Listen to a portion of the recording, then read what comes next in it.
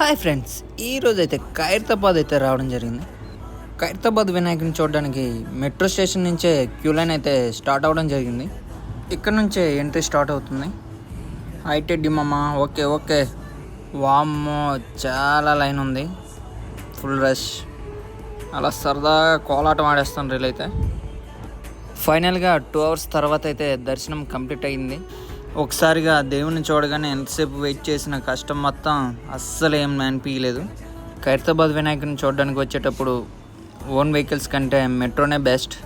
ఈసారి ఖైరతాబాద్ వినాయకుడి ఎత్తు మొత్తం 69 అడుగులండి.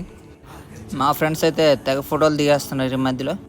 మొత్తం ఈ వినాయకుడిని తయారు చేయడానికి 220 మంది అయితే పనిచేయడం అయితే జరిగిందండి. రోజుకి కొన్ని వేల మంది అయితే ఈ విగ్రహాన్ని అయితే చూడడానికి అయితే వస్తున్నారంట.